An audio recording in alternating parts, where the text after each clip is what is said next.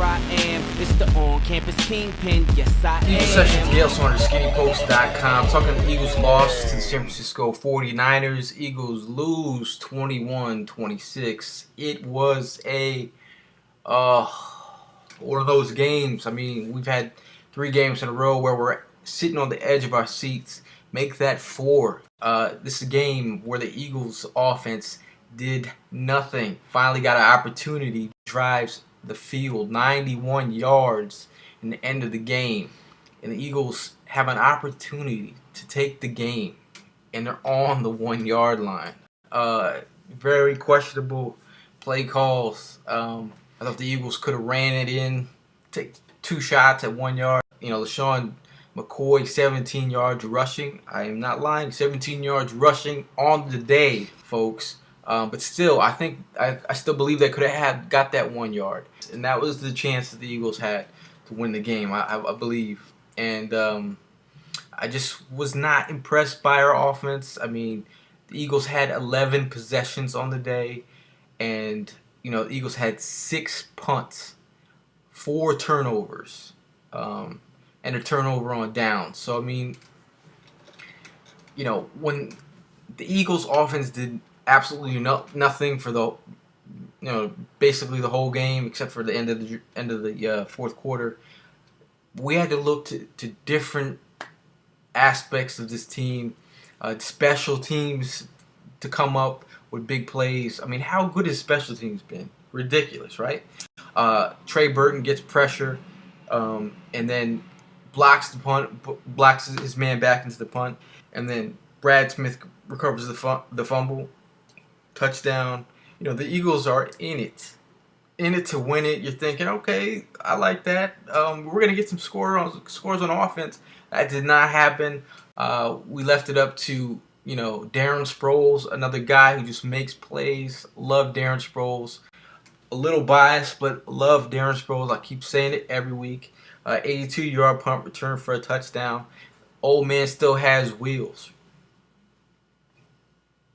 Then the defense comes up with not only does Malcolm Jenkins pick off Kaepernick, but he runs it back to the house. You know, jukes a couple guys, jukes out Kaepernick, but scores a touchdown. We're talking 3 touchdowns in the first half. You know, we're up 21 points. You're thinking we have a shot if just the offense just plays up to their ability, and we're thinking we could do this. We can come back in the fourth quarter. You know, if you're living like that week to week, one of these days it's gonna come back to bite you. And today was one of those days, folks. Nick Foles on the day. Nick Foles is 21 for 43, 195 yards, no touchdowns, and 2 interceptions. Nick Foles. You know, there's Nick Foles had some time out there, and there was a lot of plays that Nick Foles left out there.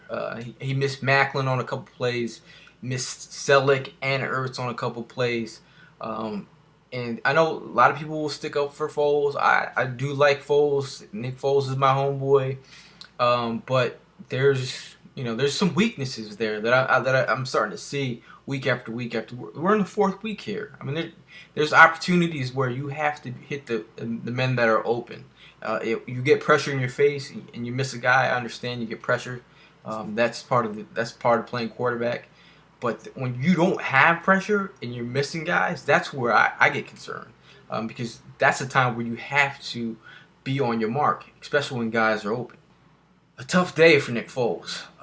Tough day for LeSean McCoy. LeSean McCoy, 17 yards. I am not lying. LeSean McCoy had 10 carries for 17 yards. Sproles, 1 carry for 4 yards. Foles had 1 carry for 1 yard. But, you know, rushing the ball, you know, I don't know if LeSean McCoy is trusting what he's seeing. The holes that were there when he had all of his starters there aren't typically there anymore. They're loading up the box. He's trying to stretch it. He's trying to dance a little bit more. I know guys like Eagles fan for NRA. I know you really want to power back at this moment, but you know, seeing LeSean McCoy dance around a little bit too much, take it wide, I thought you could bring in Darren Sproles and actually give him an opportunity to do something, change the pace back, do something. They didn't, and that I was sitting there screaming at the television like, "Yo, are we really gonna go another game without utilizing Darren Sproles? At least bring Darren Sproles and LaShawn McCoy on the field at the same time. Do some misdirection. How about a jet sweep? How about some motion sweeps? Something. You have to get a little creative. And, Chip Kelly is a creative guy, so that's the most frustrating thing for me, because I'm thinking, Chip Kelly is going to adjust and do something different. The Eagles' defense overall had a pretty sound day in the sense that, they came up with big plays, and they held Kaepernick to 218 yards. Kaepernick was 17 for 30, 2 touchdowns and an interception. I thought the defense played a phenomenal game. They played tough all game long. The biggest deal was 49ers rushing for 218 yards. And they averaged 5.2 yards a carry. So obviously we knew the 49ers were going to run the ball, but it was more like a bend but don't break defense. But big play out there, Earl Wolf, had to put Earl Wolf on blast for a little bit. Shall we call him Earl Whiff? That play where, Frank Gore, I don't know how he got so wide open. Kaepernick throws across the field and the ball lands in Frank Gore's hand. I know Frank Gore does not have a 99 rating in Madden, so his stiff arm was, come on. Earl Wolf, you got to make a play, son. Got to make a play. But guys like Kerry Williams out there was, he had a tough day. He missed a couple plays. He got beat by Crabtree on a play. Got called for a flag on a play. Got beat by Stevie Johnson for a guy who, is getting too tired out there with Chip Kelly practices after, all that shit he said in the media. Today it comes back to bite you in the butt because you had a terrible game. So if you want to talk, talk the talk, you got to walk the walk. And obviously you're going to be on, you're going to be on everybody's mind when the game starts. And, there was a couple ticky-tack calls. The 49ers got away with a couple calls, but when, we've got away with a couple opportunities, but there were some bad calls out there, from the last series where,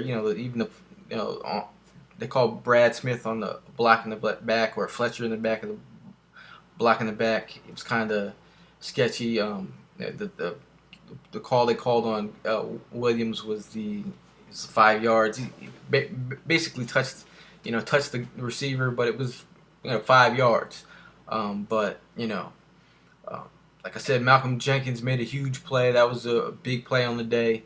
And the Eagles were getting pressure on Colin Kaepernick, so that was impressive. So big hats off to the defense. I mean, they're out there the whole damn day. Basically, you can put this loss on the offense. We've seen the offense stall through 3 straight games, not playing tough in the first half, and pulling it out in the fourth quarter. But it finally came back to bite us in the butt. You can't do that against a good team like the 49ers. It almost worked, but I really think the play calling was not that impressive. I thought Chip Kelly could have called a better game. And Chip Kelly is one of my favorite things about the NFL these days. I think he's a brilliant mind, but I just thought, when you're on the 1 yard line, 2 runs in a row to LaShawn McCoy, I thought he could get 1 yard. I really did. You could have had a QB sneak for 1 yard, but you had 2 opportunities to get 1 yard. But that's tough. I don't know about you Eagle fans. What out there bothered you the most? What got you the most heated? Do you want Darren Sproles more involved? But I'm Gayle Saunders, EagleSessions. Living the dream, not as in Dream Team, but living the dream.